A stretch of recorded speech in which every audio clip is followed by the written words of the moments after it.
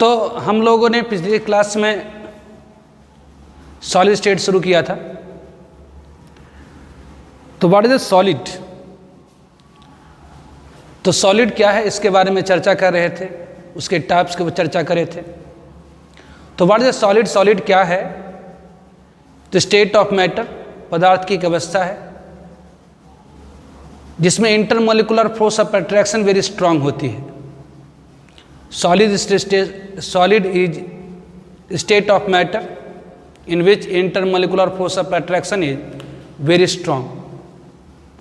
Strong intermolecular force of attraction होने के कारण जो सॉलिड के कंस्टिट्यूएंट पार्टिकल्स हैं, that is atom, molecular ion, अपने पोजीशन पर फिक्स हो जाता है, फिक्स हो जाता और सिर्फ अपने पोजीशन पर वाइब्रेट कर सकता, ऑसिलेट कर सकता, जिसके कारण सॉलिड की डिफिनिट वॉल्यूम और शेप हो जाती है। इंटर एटमिक डिस्टेंसेस या इंटरमोलिकुलर डिस्टेंसेस सॉलिड के अंदर बिल्कुल क्लोजेस्ट हो जाती है, जिसके कारण सॉलिड इनकॉम्प्रेसिबल हो जाता है। तो ये सारे कुछ कैरेक्टरिस्टिक्स हैं किसके? तो सॉलिड के। तो सिंपल वर्ड में कहा जाए कि सॉलिड क्या है? तो state of matter in which intermolecular force of attraction very strong, जिसके कारण सॉलिड की डिफिनिट वॉल्यूम हो जाती है, डिफिनिट शेप हो जाती है, इनकम्प्रेसिबल हो जाता है। फिर बताए थे ट्रिपल पॉइंट। ट्रिपल पॉइंट क्या है? तो एक ऐसी स्टेट जिस पर all the three state of matter coexist करती है। मतलब एक ऐसा प्रेशर और टेम्परेचर जिस पर पदार्थ की तीनों अवस्थाएं, ठोस, द्रव्य एवं गैस, एक साथ पाया जाता है, उसे कहा जाता है triple point. Triple point for water बताए थे, that is a pressure 4.7 millimetre of mercury and temperature 0.0098 degree Celsius. फिर टू टाइप्स ऑफ सॉलिड, दो प्रकार की सॉलिड बताया था मैंने आपको। First one is the crystalline solid and second one is amorphous solid. तो what is the crystalline solid? Crystalline solid क्या है? तो क्रिस्टलाइन सॉलिड को हम लोग डिफरेंट फॉर्म सॉलिड या ट्रू सॉलिड भी कहते हैं। तो ऐसी सॉलिड जिसमें constituent particles of solid have definite arrangement, have regular arrangement is called crystalline solid। मतलब ऐसी सॉलिड जिसमें सॉलिड के कंस्टिट्यूएंट पार्टिकल्स, मतलब एटम, आयन और मॉलिक्यूल के रेगुलर अरेंजमेंट हो, एक निश्चित क्रम में अरेंज हो, that is called crystalline solid. Crystalline solid की मेल्टिंग पॉइंट डिफिनिट होती है, फिक्स होती है। जैसे अपन कहें कि एल्युमिनियम एक क्रिस्टलाइन सॉलिड है, उसकी मेल्टिंग पॉइंट फिक्स है, दैट इज 660 डिग्री सेल्सियस। आयस एक क्रिस्टलाइन सॉलिड है तो उसकी मेल्टिंग पॉइंट फिक्स है, दैट इज 0 डिग्री सेल्सियस। तो क्रिस्टलाइन सॉलिड की मेल्टिंग पॉइंट फिक्स होती है। क्रिस्टलाइन सॉलिड की जो हीट ऑफ फ्यूजन होती है वो भी फिक्स होती है, क्योंकि इसका मेल्टिंग पॉइंट फिक्स है। हीट ऑफ फ्यूजन मतलब एक मो सॉलिड को एक मो लिक्विड में कन्वर्ट करने में लगी heat, that is called heat of fusion. Crystalline solid anisotropic होता है। Anisotropic means different physical property in different direction, क्योंकि क्रिस्टलाइन सॉलिड में अलग अलग डायरेक्शन में अलग अलग टाइप की अरेंजमेंट है कंस्टिट्यूएंट पार्टिकल्स की। इस कारण से क्रिस्टलाइन सॉलिड की फिजिकल प्रॉपर्टी अलग अलग डायरेक्शन में अलग अलग होती है। जैसे फिजिकल प्रॉपर्टी सच है, जैसे आपका ये refractive index, resistance, electrical conductivity, तो डिफरेंट डायरेक्शन में अलग अलग होती है। क्रिस्टलाइन सॉलिड को यदि हम शार्प नाइफ से कट करें तो स्मूथ सरफेस जनरेट करता है। इसके डिफरेंट एग्जाम्पल जैसे सोडियम है, पोटेशियम है, मैग्नीशियम है, एल्युमिनियम है, ये सब क्या है? Crystalline solid. फिर था आपका amorphous solid. Amorphous solid that is the no form solid, that is also called pseudo solid. तो एमॉर्फस सॉलिड क्या है? तो वह सॉलिड जिसमें कंस्टिट्यूएंट पार्टिकल्स की डिफरेंट अरेंजमेंट नहीं होता, मतलब ऐसे सॉलिड जिसमें एटम, आयन और मॉलिक्यूल एक निश्चित क्रम में अरेंज नहीं हो in long range lattice, that is called amorphous solid. Amorphous solid melt करता over range of temperature, and slowly flow कर जाता है। Due to this property amorphous solid is also called supercooled liquid। जिसे आप plastic ले लेंगे, उसे अगर आप हीट करेंगे तो ऐसा नहीं कि एक सर्टेन टेम्परेचर पर जाकर वो मेल्ट करेगा, नहीं, बल्कि धीरे धीरे उसके अंदर फ्लेक्सिबिलिटी आएगी, वो धीरे धीरे धीरे धीरे धीरे फ्लो करने लगेगा। मतलब एमॉर्फस सॉलिड क्या है? तो एमॉर्फस सॉलिड की जो मेल्टिंग पॉइंट होती है वो डिफरेंट नहीं होती। Amorphous solid melt over range of temperature and slowly flow. Due to this property, amorphous solid is also called supercooled liquid। amorphous solid की melting point फिक्स नहीं है तो इसका heat of fusion भी फिक्स नहीं होता है। amorphous solid isotropic होती है। isotropic means different same physical property in different direction। amorphous solid को अगर हम साफ नाइफ से कट करें तो स्मूथ सरफेसेस जनरेट होती है। इसके एग्जांपल्स जैसे प्लास्टिक ले लीजिए, रबर ले लीजिए, कोलतार ले लीजिए, ग्लास ले लीजिए, मोस्ट पॉलीमर जैसे पीवीसी ले लीजिए, पॉलीविनाइल क्लोराइड, ये सब क्या है? पॉलीस्टायरीन ले लीजिए, ये सब क्या है? तो एमॉर्फस सॉलिड। इतना तक आपको मैंने पिछले क्लास में बताया था। नाउ आज हम लोग शुरू करेंगे। एक्चुअली हम लोग सॉलिड स्टेट में क्रिस्टलाइन सॉलिड को स्टडी करते हैं, मतलब वह सॉलिड जिसमें कंस्टिट्यूएंट पार्टिकल्स की डिफिनिट अरेंजमेंट है। तो सॉलिड स्टेट में मुख्य तौर पर हम लोग स्टडी किसे करते हैं? तो क्रिस्टलाइन सॉलिड को, क्योंकि अमॉर्फस सॉलिड में तो डिफिनिट पैटर्न है ही नहीं, तो जिसकी डिफिनिट पैटर्न उसी हम स्टडी करेंगे। तो in solid state we basically study crystalline solid. तो in solid state we basically study crystalline solid. तो in solid state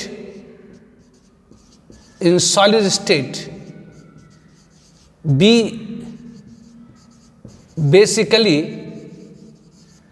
study crystalline solid। तो सॉलिड स्टेट में हम लोग जो बेसिकली स्टडी करते हैं दैट इज क्रिस्टलाइन सॉलिड। तो क्लासिफिकेशन, हम लोग क्लासिफिकेशन करने जा रहे हैं, मतलब वर्गीकरण। पढ़ने से पहले अलग अलग समूह में बांटे। तो classification of crystalline solid, crystalline solid की क्लासिफिकेशन। तो classification of crystalline solid, first one, on the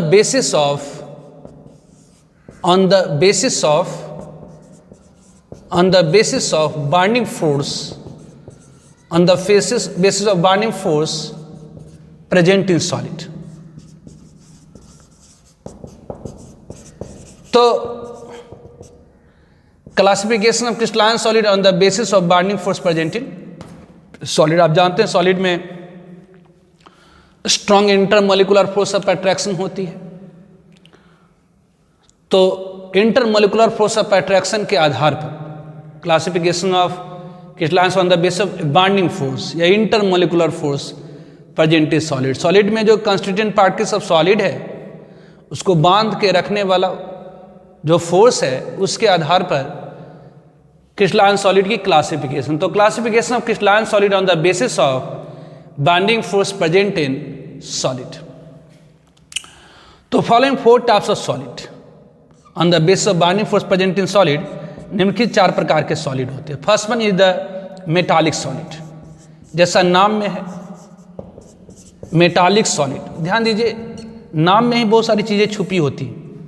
science एक सिस्टमेटिक स्टडी है और इसमें जो नाम ही होता उसके अंदर बहुत सारी चीजें छुपी होती है। तो जैसे मेटालिक सॉलिड है, तो मेटालिक मतलब मेटल वाली सॉलिड। तो मेटालिक सॉलिड क्या है? तो वह सॉलिड मतलब मेटल वाले सॉलिड। मेटालिक सॉलिड मतलब मेटल वाले सॉलिड, जैसे एल्युमिनियम है, सोडियम है, मैग्नीशियम है, आयरन है, कॉपर है, ये सब क्या है? तो मेटालिक सॉलिड। तो मेटालिक सॉलिड में मेटालिक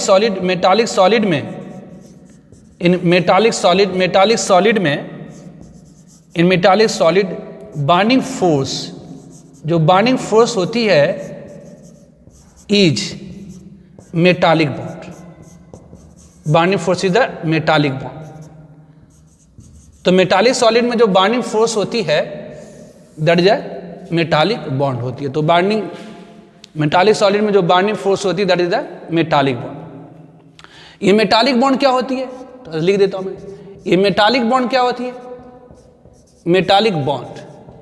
तो strong electrostatic attraction, metallic bond क्या होती है, तो strong electrostatic attraction, strong electrostatic attraction, strong electrostatic attraction between metal ion, between metal ion and sea of delocalized electron,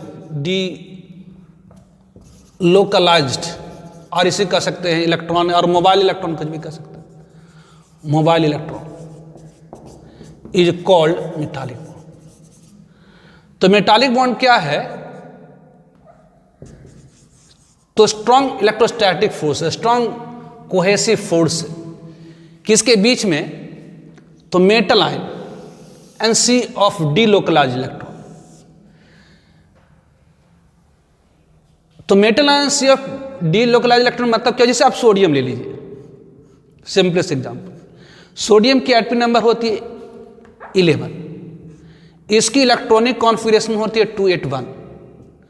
तो सोडियम के valence cell में 1 electron है, वैलेंस सेल या इसे हम लोग कोर भी कहते हैं, इसके वैलेंस सेल में कितनी है, तो 1 इलेक्ट्रॉन। अब जानते हैं जो मेटल की आयोनाइज एनर्जी होती है बहुत ही कम होती है, आयोनाइज एनर्जी मतलब इलेक्ट्रॉन को निकालने में लगी एनर्जी। तो कोई भी सोडियम आप ले लेंगे, कोई मेटल ले लेंगे, तो उससे के वैलेंस सेल की जो इलेक्ट्रॉन होती है, ये वैलेंस सेल इलेक्ट्रॉन, ये वैलेंस सेल इलेक्ट्रॉन, या इसी को हम लोग कहते हैं कोर इलेक्ट्रॉन। तो कोई भी मेटल यदि आप ले लेते हैं, तो मेटल के जो वैलेंस सेल की जो इलेक्ट्रॉन होती है वो आसानी से निकल जाता है। कोई भी अगर आप मेटल आयन मेटल ले लेंगे तो उसके वैलेंस सेल की जो इलेक्ट्रॉन होती है वो निकल जाती है और घूमने लगती है। तो घूमने को ही क्या कहते हैं, डीलोकलाइज। लोकलाइज मतलब एक जगह रहना, डीलोकलाइज मतलब घूमना। तो कोई मेटल के वैलेंस सेल की जो इलेक्ट्रॉन होती है वो आसानी से निकल जाता है क्योंकि उसकी आयोनाइज एनर्जी कम होती है, और इलेक्ट्रॉन निकल करके ये डीलोकलाइज हो जाता है और ये बना देता है क्या, तो सी ऑफ इलेक्ट्रॉन्स, मतलब इलेक्ट्रॉन का एक समुद्र बन गया। और इन इलेक्ट्रॉन्स के बीच में और पॉजिटिव आयन के बीच, मतलब मेटल आयन के बीच में, इलेक्ट्रॉन्स और मेटल आयन के बीच में, इलेक्ट्रॉन्स और मेटल आयन के बीच में क्या होती है, तो strong electrostatic force of attraction हो जाती है। तो इसी इलेक्ट्रोस्टैटिक फोर्स ऑफ अट्रैक्शन को हम क्या कहते हैं, इस इलेक्ट्रोस्टैटिक फोर्स ऑफ अट्रैक्शन को क्या कहते हैं, तो मेटालिक बॉन्ड। तो कोई भी मेटल यदि आप लेंगे तो जो मेटल के वैलेंस सेल के इलेक्ट्रॉन, इसे हम कोर इलेक्ट्रॉन भी कहते हैं। Core electron it is called kernel electron, इसे क्या कहते हैं, kernel electron. It is a core electron, it is a kernel electron. तो किसी भी मेटल के वैलेंस सेल के इलेक्ट्रॉन जो कोर इलेक्ट्रॉन होता है वो मोबाइल कहते हैं, मोबाइल होता है, डीलोकलाइज हो जाता है और फॉर्म करता है सी ऑफ इलेक्ट्रॉन। मतलब मेटल आयन बन गई, सी ऑफ इलेक्ट्रॉन बन गया, मेटल आयन बन गई, सी ऑफ इलेक्ट्रॉन बन गया। तो इस मेटल आयन और सी ऑफ इलेक्ट्रॉन के बीच में जो इलेक्ट्रोस्टैटिक अट्रैक्शन होती है इसी को हम क्या कहते हैं, तो मेटालिक बॉन्ड। अब जितनी ज्यादा वैलेंस सेल में इलेक्ट्रॉन होंगे उतना बड़ा सी ऑफ इलेक्ट्रॉन बनेगा, मतलब इलेक्ट्रॉन का समुद्र, मतलब ढेर सारे इलेक्ट्रॉन आ जाएंगे तो और उतनी स्ट्रॉन्ग इलेक्ट्रोस्टैटिक अट्रैक्शन होगी, मतलब मेटालिक बॉन्ड और स्ट्रॉन्गर होगी। जैसे आयरन में ले ले, कॉपर में ले ले, तो उसमें मेटालिक बॉन्ड बड़ा स्ट्रॉन्ग होता है, जबकि सोडियम में उतना स्ट्रॉन्ग नहीं होता। तो सोडियम हम लोग चाकू से भी काट सकते हैं। तो classification of crystalline solid on the basis of binding force present in solid. First one is the metallic solid. Metallic solid में जो बाइंडिंग फोर्स होती है वो मेटालिक बॉन्ड होती है, याद रखना है। मेटालिक सॉलिड में जो बाइंडिंग फोर्स होती है वह मेटालिक बॉन्ड होती है। तो ये मेटालिक बॉन्ड क्या है, तो strong electrostatic attraction between metal ion sea of electron या सी ऑफ डीलोकलाइज्ड इलेक्ट्रॉन या mobile electron is called metallic bond. तो मेटालिक बॉन्ड क्या है, तो इलेक्ट्रोस्टैटिक अट्रैक्शन है किसके बीच में, तो मेटल आयन और सी ऑफ इलेक्ट्रॉन के बीच में। कि कैसे होता, तो मेटल के वैलेंस सेल के इलेक्ट्रॉन बाहर निकल आती और सी ऑफ इलेक्ट्रॉन बनाता, metal ion sea of electron, metal ion sea of electron. तो इसके बीच में क्या होती, तो स्ट्रॉन्ग इलेक्ट्रोस्टैटिक अट्रैक्शन होती है, that is called metallic bond. जितनी ज्यादा मेटल के वैलेंस शेल में इलेक्ट्रॉन होगी उतनी ज्यादा सी ऑफ इलेक्ट्रॉन होगी, मतलब उतनी स्ट्रॉन्गर मेटालिक बॉन्ड होगी। ठीक है, तो इसको नोट डाउन कर लीजिए पहले। Now second one is the covalent solid. Now second one is the covalent solid. Covalent solid,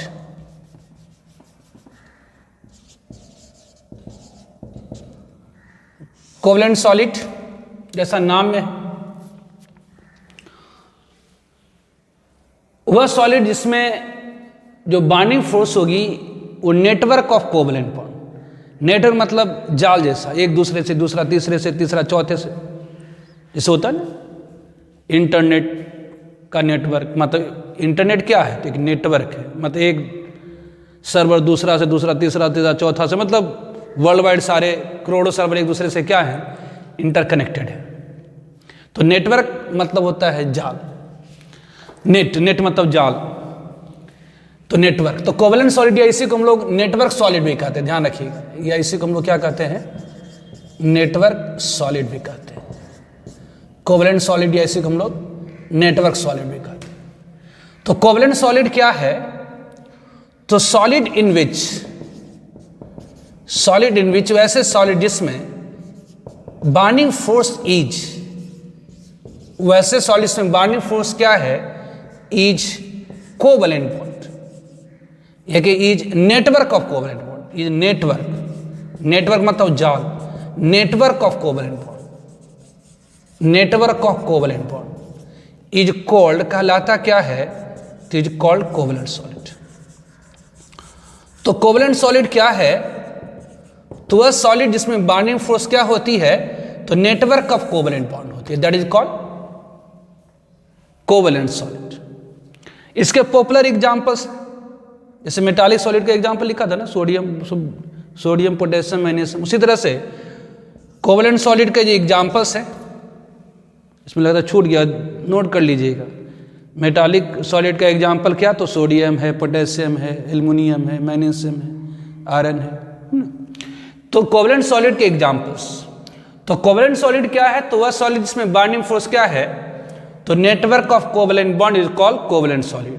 तो solid in which binding force is network of covalent bond is called covalent solid. जैसे इसके examples में first one बड़ा popular, that is diamond, बड़ा popular है। Diamond क्या है, तो एक कोवेलेंट सॉलिड है।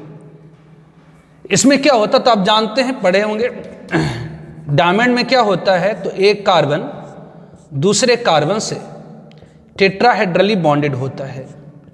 एक कार्बन दूसरे कार्बन से टेट्राहेड्रली बॉन्डेड होता है और ये फॉर्म करता network of covalent bond. Carbon में से 4 बॉन्ड बनाता है, ये नेटवर्क ऑफ कोवेलेंट बॉन्ड, ये नेटवर्क ऑफ कोवेलेंट बॉन्ड बनाता है। तो ये क्या है, तो ये कोवेलेंट सॉलिड है। कोवेलेंट सॉलिड में क्या होगी, तो जो बाइंडिंग फोर्स होती हैं वो नेटवर्क ऑफ कोवेलेंट बॉन्ड। तो डायमंड में अगर आप 12 ग्राम डायमंड ले लिए, 12 ग्राम डायमंड मतलब 12 ग्राम कार्बन। डायमंड क्या है, तो कार्बन के एक इलेक्ट्रॉन से अप्रूप है। यदि हम 12 ग्राम डायमंड ले लें तो उसमें 6.023 × 10⁻23 एटम कार्बन के होंगे। तो डायमंड में जो कार्बन है वो एक दूसरे से बॉन्डेड है। डायमंड में जो कार्बन के परमाणु हैं एक दूसरे से बॉन्डेड है। कैसे, तो कोवेलेंट बॉन्ड्स कहते हैं, नेटवर्क ऑफ कोवेलेंट बॉन्ड्स। एक कार्बन दूसरे से, दूसरा कार्बन तीसरे से, तीसरे चौथे से, चौथे पांचवें से, छठे सातवें एंड सो ऑन। तो ये ध्यान रखेंगे, डायमंड हार्डेस्ट नेचुरल मटेरियल होता है। डायमंड में कार्बन जैसे इनऑर्गेनिक से पढ़ेंगे, डायमंड में कार्बन की जो हाइब्रिड स्टेट होती है sp3 होती है। टेट्राहेड्रल होने के कारण ये हार्डेस्ट नेचुरल मटेरियल है। नेचर में पाया जाना मटेरियल मतलब हार्डेस्ट। मतलब अगर डायमंड को ले लीजिए, हीरो को आप ले लिए, उसके ऊपर 2-4 हथौड़ा डालिए, मारिए 2-4 हथौड़ा, आपके हथौड़े टूटेंगे लेकिन डायमंड नहीं टूटेगा।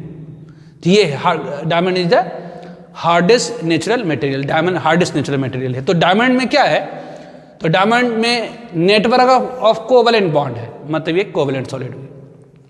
इसी का दूसरा इलेक्ट्रॉप्स होता है ग्रेफाइट। ग्रेफाइट के बारे में भी आप लोगों ने पढ़ रखा होगा। ग्रेफाइट, अगर 12 ग्राम डायमंड दिया जाए और 12 ग्राम ग्रेफाइट, तो उसमें कार्बन एटम की संख्या सेम है। 12 ग्राम डायमंड में कितना कार्बन, तो कहेंगे जी 6.023 into 10⁻23 atoms of carbon. 12 gram graphite में कितने कार्बन, तो उतना ही 6.023 इंटू 10⁻23 एटम कार्बन। लेकिन डायमंड में जो कार्बन की अरेंजमेंट है वो टेट्राहेड्रल है, लेकिन ग्रेफाइट में जो कार्बन की उतना ही कार्बन, लेकिन अरेंजमेंट कैसे है, तो हेक्सागोनल लेयर वाइज है ना। ये टेट्राहेड्रल है। इसमें क्या है, तो याद रखिएगा टेट्राहेड्रल अरेंजमेंट है। इसमें क्या है, तो टेट्राहेड्रल है। और कार्बन की हाइब्रिड स्टेट sp3, जबकि ग्रेफाइट में क्या होता है, हेक्सागोनल होता है। हेक्सागोनल लेयर वाइज होती है, हेक्सागोनल लेयर वाइज अरेंजमेंट होती है। मतलब ये कार्बन है, ये कार्बन है, ठीक है, ये कार्बन है, ये कार्बन, ये है,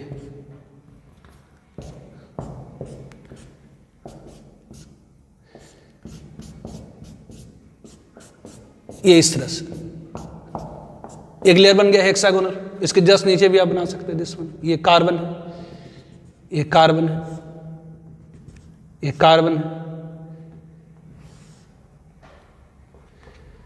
इसके नीचे बना सकते हैं कार्बन है, ये कार्बन है, ये कार्बन है। तो ये क्या है, ये हेक्सागोनल लेयर वाइज अरेंजमेंट है। ये क्या है, हेक्सागोनल लेयर वाइज अरेंजमेंट, ये है। तो ये आपका क्या है, तो ये यहां भी नेटवर्क ऑफ कोवलेंट बॉन्ड है, यहां भी नेटवर्क ऑफ कोवलेंट बॉन्ड है, लेकिन यहां नेटवर्क ऑफ कोवलेंट बॉन्ड, यहां पर network of covalent bond hexagonal layer wise है। यहां पर network of covalent bond hexagonal layer wise है। यहां पर नेटवर्क ऑफ कोवलेंट बॉन्ड कैसी है, तो हेक्सागोनल लेयर वाइज है, ठीक है। तो ये इस टाइप से अरेंजमेंट है, this hexagonal layer wise arrangement. ध्यान दीजिए, एक लेयर में कार्बन 3 सिग्मा बॉन्ड बनाता है और दूसरे लेयर के कार्बन के साथ पाई बॉन्ड बनाता है। ग्रेफाइट में कार्बन अपने लेयर में 3 सिग्मा बॉन्ड बनाता है और नीचे वाले या अपर वाले लेयर के साथ पाई बॉन्ड बनाता है। तो यहां पर कार्बन की जो हाइब्रिड स्टेट होती है sp2 होती है, ध्यान रखिए। ग्रेफाइट में बिग पाई बॉन्ड होता है, मतलब लेयर के बीच में पाई बॉन्ड की इलेक्ट्रॉन्स होती हैं। इस कारण से पाई बॉन्ड की इलेक्ट्रॉन लूली होती है, इसलिए जो ग्रेफाइट होता है गुड कंडक्टर होता है हीट एंड इलेक्ट्रिसिटी का, क्योंकि इसके पास मोबाइल इलेक्ट्रॉन्स है। मोबाइल मतलब मूवेबल इलेक्ट्रॉन्स। तो डायमंड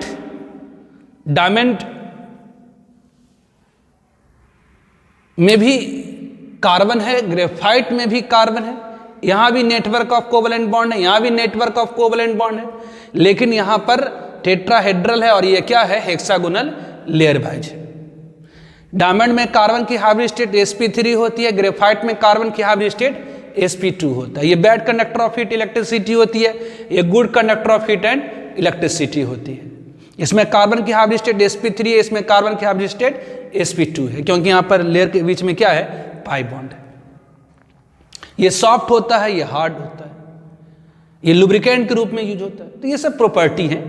तो कोवलेंट सॉलिड में क्या होता है, तो नेटवर्क ऑफ कोवलेंट बॉन्ड होता है। ध्यान रखिए, कोवलेंट बॉन्ड नहीं, नेटवर्क ऑफ कोवलेंट बॉन्ड। उस तरह से आप ले लीजिए सिलिकॉन।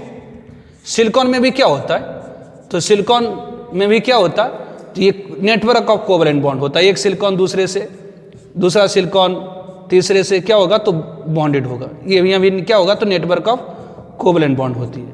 सिलिकॉन में भी क्या होता है, तो नेटवर्क ऑफ कोवलेंट बॉन्ड होती है। सिलिकॉन कार्बाइड ले लीजिए, है ना, क्वार्ट्ज ले लीजिए, क्वार्ट मतलब पॉलीमर ऑफ SiO2, क्वार्ट्ज ले लीजिए मतलब SiO2। इसमें भी क्या होता है, नेटवर्क ऑफ कोवलेंट बॉन्ड होता है। तो ध्यान रखेंगे इसको कि कोवलेंट सॉलिड में binding force network of covalent bond होती है, नेटवर्क ऑफ कोवलेंट बॉन्ड। जैसे डायमंड, इसके पॉपुलर एग्जांपल हैं डायमंड, ग्रेफाइट, सिलिकॉन, है ना, सिलिकॉन कार्बाइड, क्वार्ट्ज, ये सारे क्या हैं, तो कोवलेंट सॉलिड है, ठीक है। नोट डाउन करिए। Now third one is the ionic solid. जैसा नाम में है आयंस होंगे इसमें, तो आयोनिक सॉलिड में binding force is, binding force क्या होती है? तो binding force is ionic bond. Binding force क्या होती है? तो आयनिक बॉन्ड। ये आयनिक बॉन्ड क्या होती है? तो electrostatic force of attraction. Ionic bond क्या है? तो electrostatic force of attraction, electrostatic force of attraction between cation and anion, cation and anion कहलाता है क्या? तो आयनिक बॉन्ड। तो कोई भी एटम दूसरे से बॉन्ड करने के लिए इलेक्ट्रॉन लॉस करता है और दूसरा एटम इलेक्ट्रॉन को गेन करता है। कोई भी एटम बॉन्ड करने के लिए इलेक्ट्रॉन को लॉस करता है और दूसरा गेन करता है और कैटायन एनायन बनता है। तो कैटायन और एनायन के बीच में लगने वाले इलेक्ट्रोस्टैटिक फोर्स ऑफ अट्रैक्शन को हम क्या कहते हैं? तो आयनिक बॉन्ड। तो आयनिक सॉलिड के एग्जांपल्स आप ले लीजिए, जैसे सोडियम क्लोराइड, इसमें Na+Cl- है, पोटेशियम क्लोराइड है, मैग्नीशियम ऑक्साइड है ना, सीजियम क्लोराइड है, जिंक ऑक्साइड है। तो ये सब क्या है? तो ये आयनिक सॉलिड के examples. Now fourth one, that is the molecular solid. Fourth one that is the molecular solid. Fourth one that is the molecular solid. तो what is the molecular solid? Molecular solid क्या है? तो यहां पर binding force, molecular solid में जो binding force होती है, बाइंडिंग फोर्स इज मतलब जो इंटरमोलिकुलर फोर्स ऑफ अट्रैक्शन जो होती है, बाइंडिंग फोर्स या कि intermolecular force of attraction is, या कि ये intermolecular force of attraction is, molecular force of attraction is, intermolecular force of attraction is, intermolecular force of attraction is what? तो big van der Waals force, big van der Waals force, big van डर force मतलब that is, big van der Waals force मतलब that is आपका ये, that is hydrogen bond. Big van der Waals force मतलब जैसे hydrogen bond हो गया है ना, डापोल इंट्रैक्शन हो गया, डापोल इंट्रैक्शन हो गया, डापोल इंट्रैक्शन हो गया, डापोल इंट्रैक्शन हो गया, इंड्यूस्ड डापोल इंट्रैक्शन हो गया, इंड्यूस्ड डापोल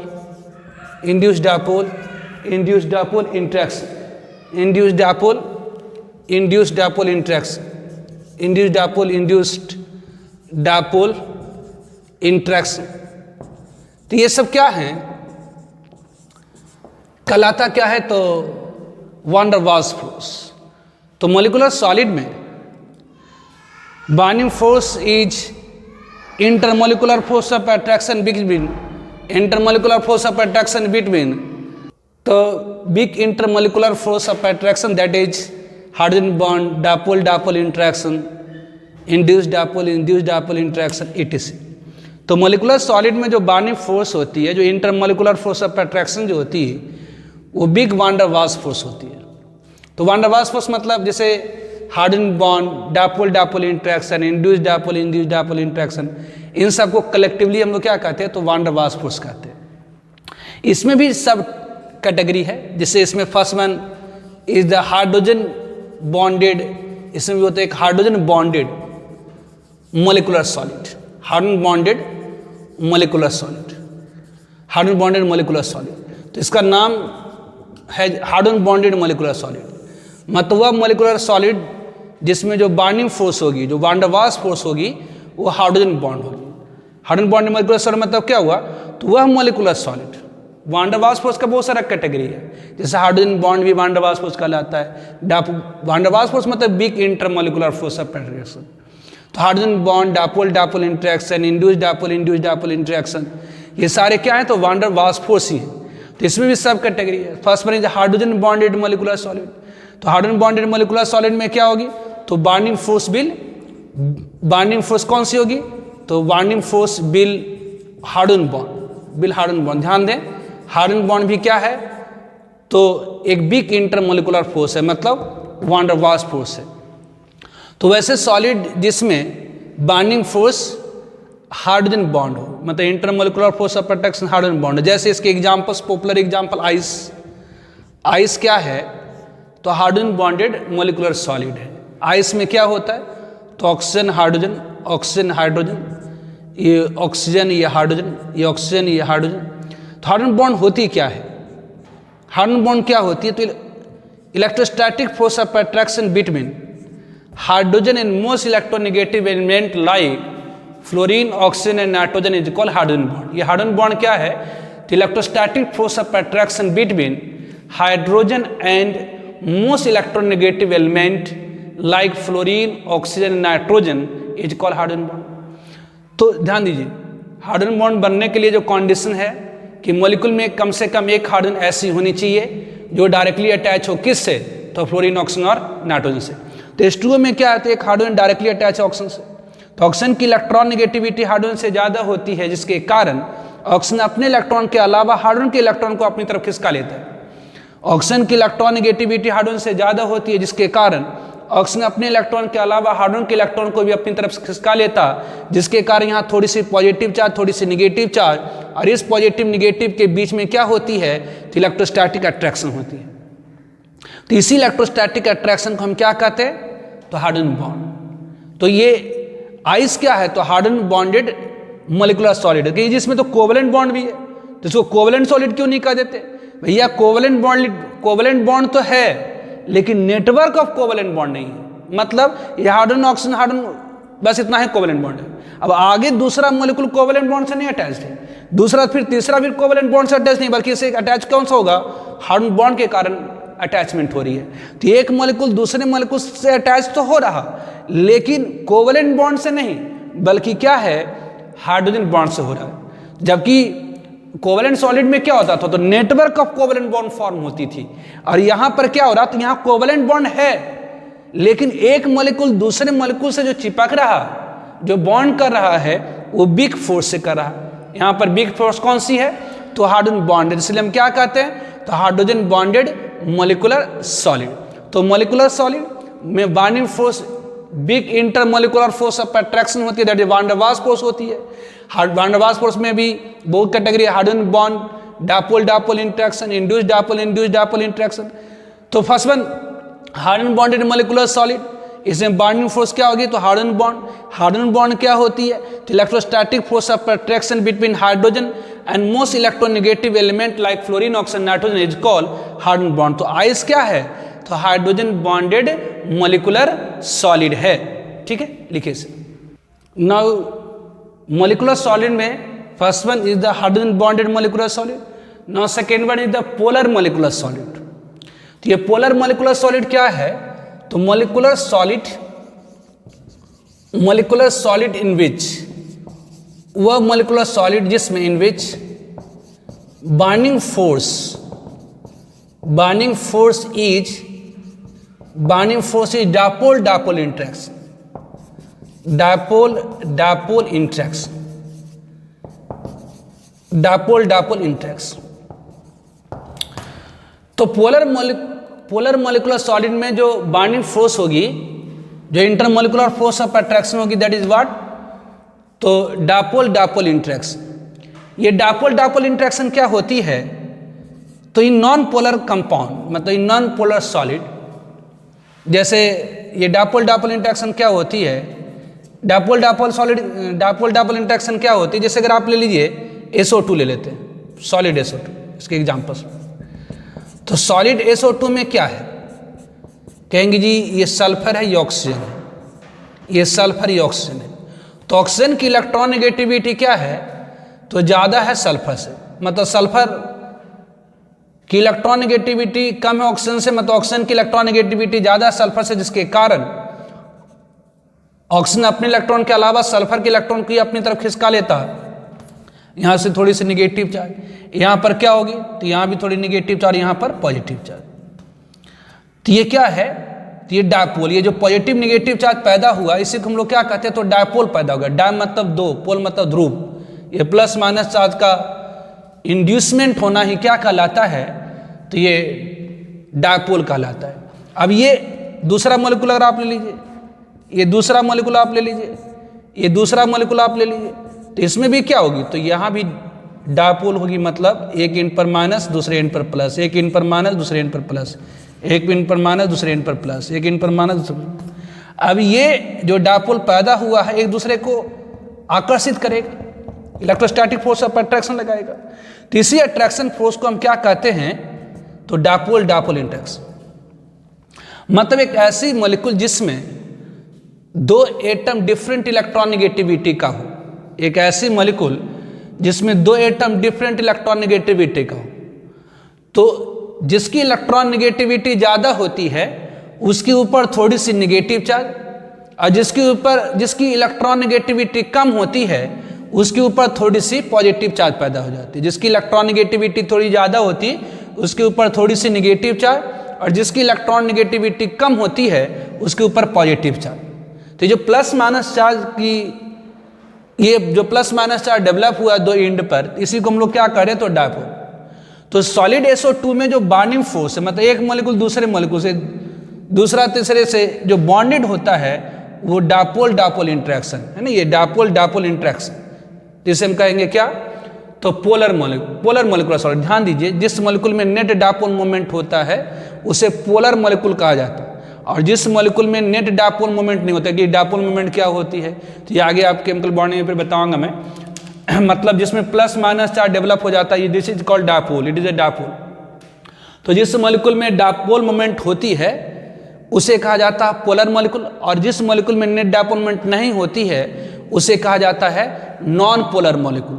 तो जिस मॉलिक्यूल में नेट डायपोल मोमेंट होती है, डायपोल मतलब प्लस माइनस चार्ज का सेपरेशन, मतलब मॉलिक्यूल के एंड में प्लस माइनस चार्ज डेवलप हो जाता है परमानेंट, या इसी को हम लोग कहते हैं परमानेंट डायपोल, इसी को हम लोग क्या कहते हैं, परमानेंट डायपोल भी कहते हैं, ध्यान रखिएगा।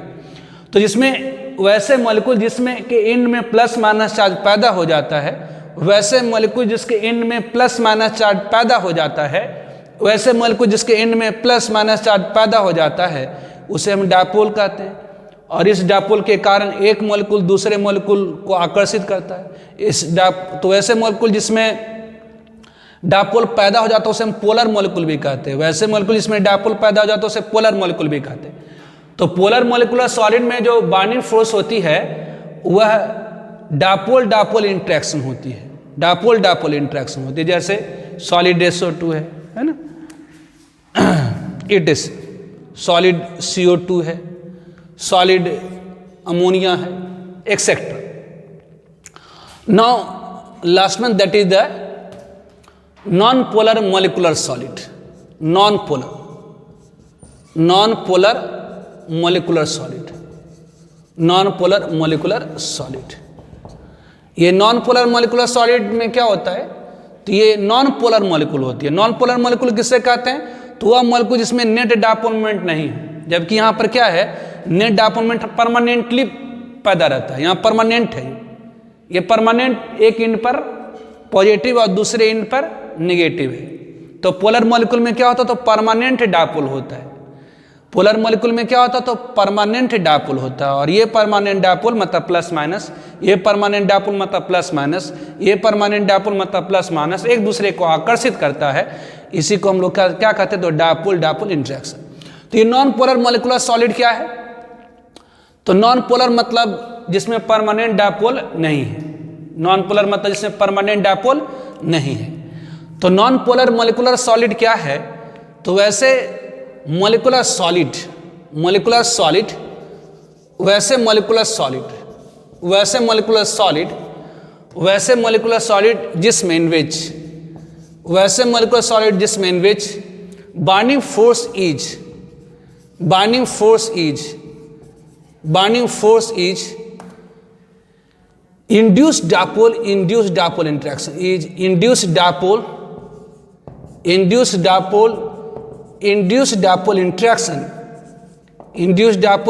dipole interaction is called, कहलाता क्या है, is called non polar is called non polar molecular solid. उसे क्या कहा जाता है? तो नॉन पोलर मॉलिक्यूलर सॉलिड।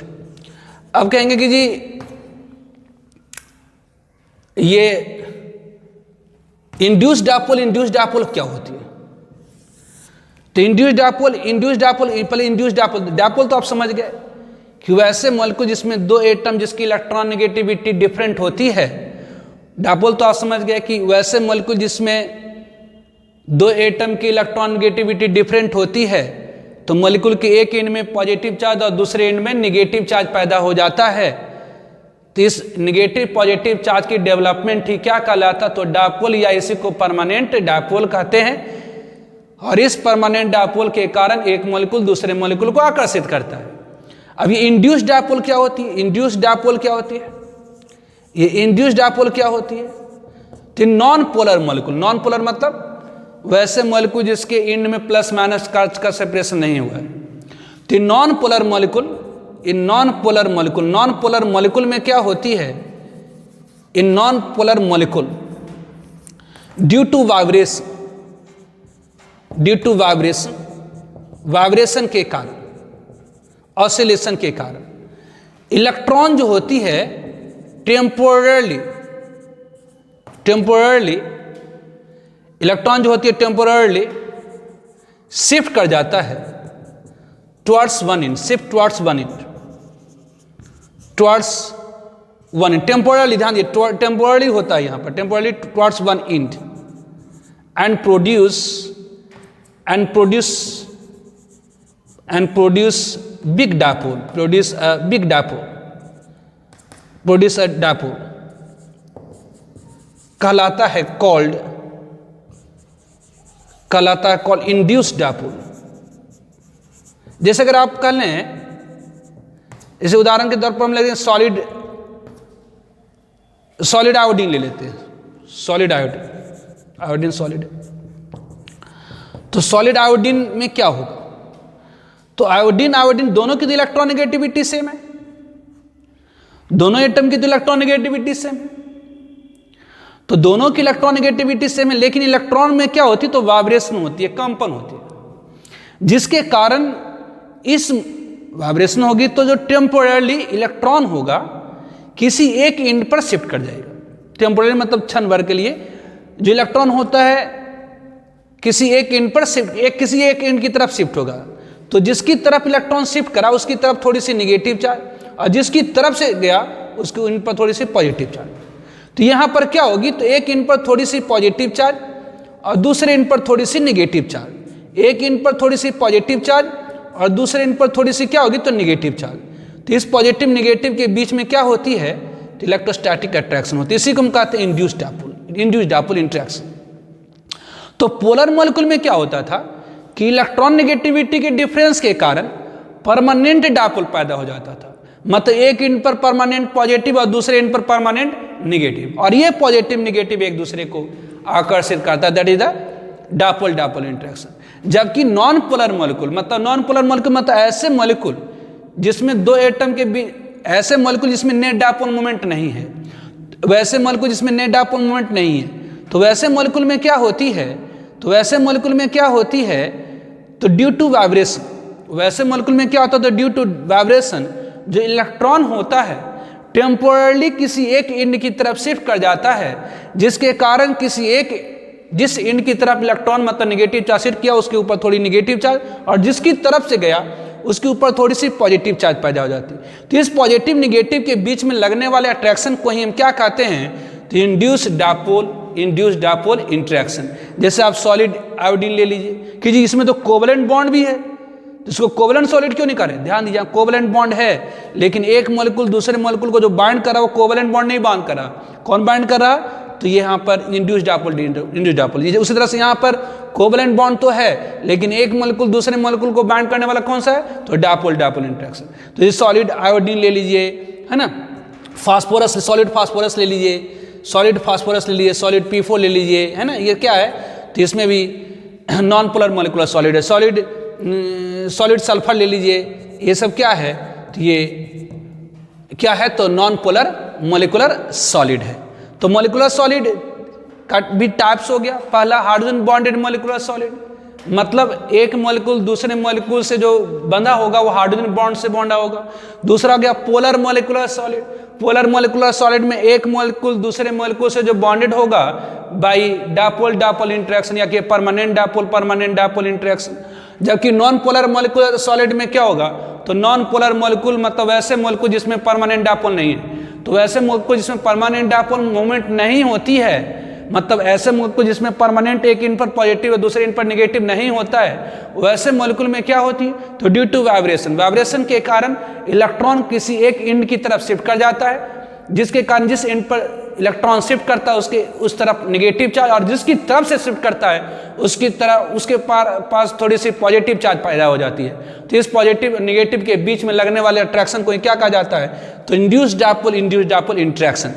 तो ये डिफरेंट टाइप्स ऑफ सॉलिड हो गई। तो क्लासिफिकेशन ऑफ सॉलिड की क्लासिफिकेशन किसके आधार पर, तो on the basis of burning force present in solid के अंदर मौजूद बार्निंग फोर्स के आधार पर क्लासिफिकेशन ऑफ क्रिस्टलाइन सॉलिड हमने पढ़ा। पहला कौन सा, तो मेटालिक सॉलिड में बार्निंग फोर्स क्या होती है, तो मेटालिक बॉन्ड होती है। मेटालिक बॉन्ड क्या होता है, तो strong electrostatic attraction between metal ion and sea electron, that is called metallic bond. इसके एग्जाम्पल जैसे सोडियम है, पोटेशियम है, एल्युमिनियम है, मैग्नीशियम है, कॉपर है, आयरन, ये सब क्या है, मेटालिक सॉलिड है। उस तरह सेकेंड वन हमने पढ़ा कोवलेंट सॉलिड। कोवलेंट सॉलिड में जो बाइंडिंग फोर्स होती है वो नेटवर्क ऑफ सॉलिड को हम लोग नेटवर्क सॉलिड भी कहते हैं। तो कोवलेंट सॉलिड में क्या होता, तो binding force is the network of covalent bond. जिसके एग्जाम्पल जैसे आप डायमंड ले लीजिए, ग्रेफाइट ले लीजिए, सिलिकॉन ले लीजिए, सिलिकॉन कार्बाइड ले लीजिए, क्वार्ट्ज ले लीजिए, ये सब क्या है, तो कोवलेंट सॉलिड है। Third one is the ionic solid. Ionic solid में बाइंडिंग फोर्स क्या होगी, तो आयनिक बॉन्ड। आयनिक बॉन्ड क्या होती है, तो electrostatic force of attraction between cation and ion is called ionic bond. जैसे आप सोडियम को डाल लीजिए, पोटेशियम को डाल लीजिए, मैग्नीशियम ऑक्साइड ले लीजिए, कैल्शियम ऑक्साइड ले लीजिए, ये सब क्या है, तो ये आपके सोडियम क्लोराइड हो गया, पोटेशियम क्लोराइड हो गया, मैग्नीशियम ऑक्साइड, कैल्शियम ऑक्साइड, ये सब क्या है, आयनिक सॉलिड है। Third one is the molecular solid. Molecular solid में जो बाइंडिंग फोर्स होती है वो वान डर वाल्स फोर्स होती है। जैसे hydrogen bond, dipole interaction, induced dipole interaction, तो ये सब क्या है, तो ये सब क्या है, तो वान डर वाल्स फोर्स है। इसमें भी सब कैटेगरी मैंने आपको बताया कि हाइड्रोजन बॉन्डेड मॉलिक्यूलर सॉलिड जैसे आइस, ऑब्वियसली ये पोलर मॉलिक्यूलर सॉलिड है ना, इसमें बाइंडिंग फोर्स क्या होगी, तो डायपोल इंटरेक्शन होगी। Obviously non polar molecular solid, इसमें बाइंडिंग फोर्स क्या होगी, तो इंड्यूस्ड डायपोल इंटरेक्शन होगी। तो इसको नोट डाउन करिए, इंपॉर्टेंट है, ध्यान रखिएगा इसको। तो एक एग्जांपल देखिए, जेईई मेन 2013 में पूछा है, कर which one of the following is a covalent solid. कर निम्नलिखित में से कौन सी सॉलिड कोवलेंट सॉलिड है। तो कोवलेंट सॉलिड में क्या होती है, तो नेटवर्क ऑफ कोवलेंट बॉन्ड होती है। तो फर्स्ट वन सिलिकॉन। सिलिकॉन में क्या होता है, तो नेटवर्क ऑफ कोवलेंट बॉन्ड होता है। सिलिकॉन में क्या होता है, तो एक सिलिकॉन दूसरे सिलिकॉन से ऑब्वियसली कोवलेंट बॉन्ड से बॉन्डेड होता है। एक सिलिकॉन दूसरे सिलिकॉन से कोवलेंट बॉन्ड से बॉन्डेड होता है, दिस वन। तो ये क्या है, तो it is a covalent solid. तो यहाँ करेक्ट ऑप्शन। अगर आप फास्फोरस में क्या होता है, तो ये मॉलिक्यूलर सॉलिड है। P4 मॉलिक्यूल में ये P4 मॉलिक्यूल है। अब ये P4 मॉलिक्यूल में क्या होता है, तो इलेक्ट्रॉन के वाइब्रेशन के कारण एक इंड पर थोड़ी सी निगेटिव चार्ज, ध्यान दीजिए, due to vibration of electron temporarily electron shift towards one end, जिसके कारण जिस इंड पर इलेक्ट्रॉन शिफ्ट किया है वहाँ निगेटिव चार्ज, दूसरे इंड पर पॉजिटिव। ऑब्वियसली ये P4 है, एक इंड पर निगेटिव दूसरे पर पॉजिटिव, एक इंड पर थोड़ी सी निगेटिव दूसरे, तो ये क्या है, तो टेम्पोरली एक इंड पर पॉजिटिव चार्ज दूसरे इंड पर निगेटिव चार्ज पैदा हुआ, दैट इज इंड्यूस्ड डायपोल हो गया, इंड्यूस्ड डायपोल। तो ये क्या है, तो कि P4 में भी तो कोवलेंट बॉन्ड होता है, हाँ, लेकिन ये कोवलेंट सॉलिड नहीं है। कोवलेंट सॉलिड में जो बाइंडिंग फोर्स होती है नेटवर्क ऑफ कोवलेंट बॉन्ड होती है, जबकि यहाँ पर एक मॉलिक्यूल दूसरे मॉलिक्यूल से कोवलेंट बॉन्ड से तो एक मॉलिक्यूल दूसरे मॉलिक्यूल से जो बॉन्डेड है, that is by big van der Waals force, that is the induced dipole interaction. तो जो P4 है, फास्फोरस जो है, वो क्या है, तो नॉन पोलर मॉलिक्यूलर सॉलिड है। उस तरह से आयोडीन क्या है, तो नॉन पोलर मॉलिक्यूलर सॉलिड है। सल्फर क्या है, तो नॉन पोलर मॉलिक्यूलर सॉलिड है। तो यहाँ करेक्ट ऑप्शन कौन सी होगी? तो सिलिकॉन हो गई। नाउ ये बोर्ड में पूछा है, इसी साल पूछा है कि which of the following is a crystalline solid. कह which of the following is a crystalline solid, कह निम्नलिखित में से कौन सी क्रिस्टलाइन सॉलिड है। ऑब्जेक्टिव में 2 आया था, इसी साल दोनों आया ये। कह which of the following is the crystalline solid, तो आपको मैंने बताया था पिछले क्लास में, मतलब पिछले वीडियो में, है ना। जिनको नहीं देखें तो पहले पिछले वीडियो को जाकर देखिएगा, है ना, तब जाकर इसमें आइए। जिनका जो पिछले वीडियो नहीं देखें वो पहले उसको देख लीजिए, फिर इस पर आइए। कह रहा विच ऑफ द फॉलोइंग, इस बार पूछा बोर्ड में 2020 में, कह रहा विच of the following is a crystalline solid, कह रहा में से कौन सी क्रिस्टलाइन सॉलिड है। तो डायमंड, ग्लास, रबर। तो डायमंड क्या है? तो क्रिस्टलाइन सॉलिड है, ये कोवेलेंट सॉलिड है। ग्लास क्या है? तो बेसी एमॉर्फस सॉलिड है। रबर क्या है? तो एमॉर्फस सॉलिड है, तो ये डायमंड हो गया। विच of the following is an amorphous solid, में से कौन से एमॉर्फस सॉलिड है? तो ग्रेफाइट, ग्लास, डायमंड। तो ग्रेफाइट क्या है? तो क्रिस्टलाइन सॉलिड है। ग्लास क्या है? तो एमॉर्फस सॉलिड है। डायमंड क्या है? तो क्रिस्टलाइन सॉलिड है। तो इसमें कौन से हो जाएंगे? तो ग्लास। तो यहाँ करेक्ट ऑप्शन कौन से हो जाएंगे? तो glass is the amorphous solid. तो इस बार बोर्ड में पूछा था, बिहार बोर्ड में। ऐसे एनसीईआरटी में क्वेश्चंस हैं इस तरह का बेस्ड, कि कौन सा एमॉर्फस सॉलिड, कौन सा क्रिस्टलाइन सॉलिड, कौन सा मोलिकुलर सॉलिड, कौन सी कोवेलेंट सॉलिड, कौन सी आयनिक सॉलिड है। तो इस तरह का क्वेश्चंस एनसीईआरटी में है, उससे आप कर सकते हैं, है ना। असाइनमेंट में इस टाइप का क्वेश्चंस आपके नहीं मिलेंगे, क्योंकि ये सब बहुत बेसिक चीज़ें हैं। Classification of solid on the base of bonding force या सिंपल एमॉर्फस सॉलिड क्रिस्टल, बहुत बेसिक चीज़ें हैं, मतलब बच्चा टाइप चीज़ें हैं। तो उस टाइप का क्वेश्चंस आपको असाइनमेंट में मैंने नहीं दे रखा, क्योंकि ये सब बस छोटी छोटी चीज़ें, तो इस पर उतना नहीं है। तो इसके लिए आप एनसीईआरटी में देखिए, एनसीईआरटी में आप बहुत सारा क्वेश्चन उसमें दिया हो पहचानने के लिए, कौन सा एमॉर्फस सॉलिड है, कौन सा क्रिस्टलाइन सॉलिड है, कौन सा मेटालिक सॉलिड है, कौन सा कोवेलेंट सॉलिड है, कौन सा आयनिक सॉलिड है, कौन सा पोलर मोलिकुलर सॉलिड है, कौन सा नॉन पोलर मोलिकुलर सॉलिड है, कौन सा हाइड्रोजन बॉन्डेड मोलिकुलर सॉलिड है। तो ये सब पहचानने का है। तो आज की बोर्ड इतना ही रखते हैं ना।